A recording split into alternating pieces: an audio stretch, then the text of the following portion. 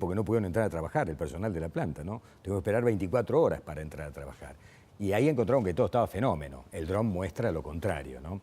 Bueno, estamos con Alberto Ferral, director de la Cátedra UNESCO de Seguridad Humana de la Universidad Blas Pascal, director del Centro de Investigaciones Aplicadas para el Desarrollo Sustentable en Ciencias Ambientales, y el currículum es larguísimo. ¿Cómo te va, Alberto? ¿Qué tal tanto tiempo? ¿Bien? Un gusto, sí, la verdad que Hace hacía un rato mucho largo que no nos venía. veíamos. Sí, Así pero es, acá estamos. Bueno, ¿cómo ves toda esta situación?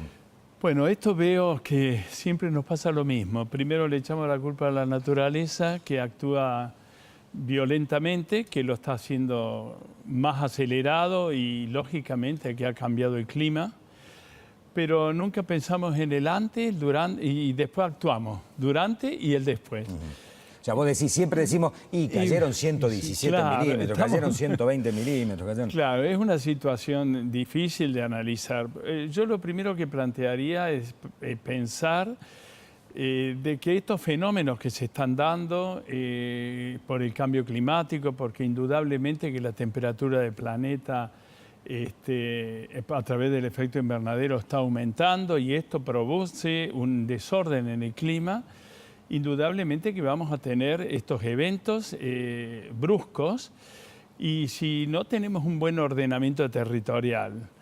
Ahora, discúlpame que pare acá. El secretario de Ambiente dijo, estos fenómenos pueden ocurrir una vez cada 500 años. Entonces, vos no coincidís con esto. No, yo creo que los ciclos, si viéramos lo que han hecho los aztecas, los incas, los mismos egipcios, etcétera, que han construido sus calendarios para tener una idea de cómo se manifestaban las estaciones para sus cosechas, etcétera, etcétera, normalmente se tomaban que los ciclos climáticos estaban en el orden de los 50 años y se podían repetir. Pero hoy en día es difícil pronosticar un tema de clima donde tenemos fenómenos de temperatura, varían las presiones atmosféricas, varía la humedad relativa del ambiente, hay mayor vaporización en distintos lugares, etcétera.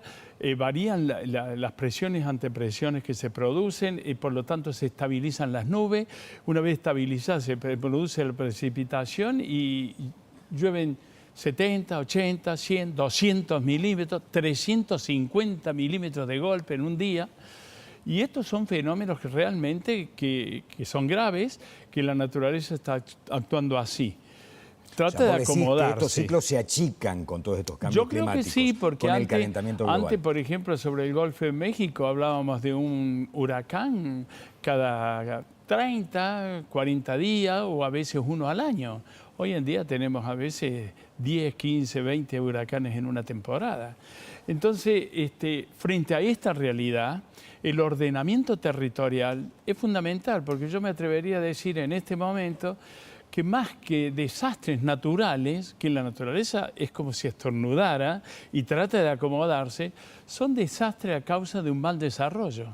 Y estamos colocando ciertas cosas en lugares que no tendrían que haber sido colocadas. A ver, lo traduzco al criollo básico. Sí. O decir que es una burrada que una empresa como Taín esté instalada allí en ese lugar, porque ha estado mal instalada. Claro, evidentemente el agua pasó, ¿no? Pasó. Por arriba. A lo mejor anteriormente nunca había pasado, pero hay una serie de desarrollos que empiezan a rodear. Y que hay que tenerlos en cuenta. Que hay que tenerlos en cuenta porque en un momento determinado... ¿Y con Cormecor entonces qué? Y que bueno, no está. yo el año pasado había visto ya un video de una tormenta que no había llegado a los 60 milímetros, que había pasado por los terrenos vecinos y encima tocando los de Cormecor. Es decir, que ya hay un antecedente.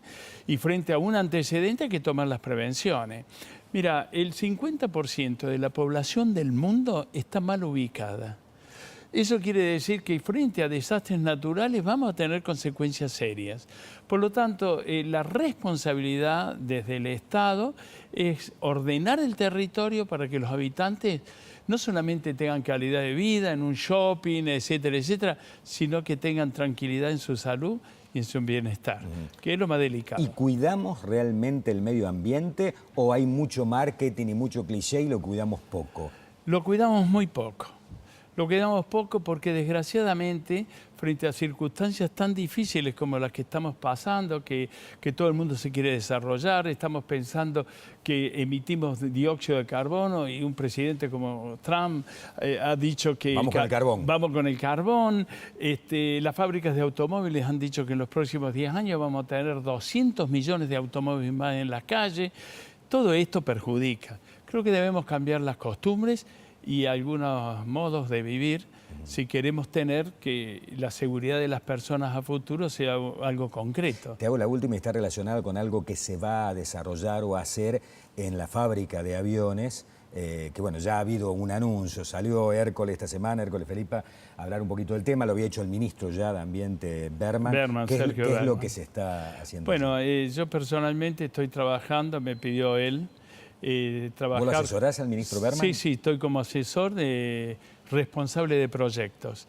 Y estoy trabajando en este tema de la posibilidad de crearse a nivel nacional el Observatorio Nacional de Cambio Climático.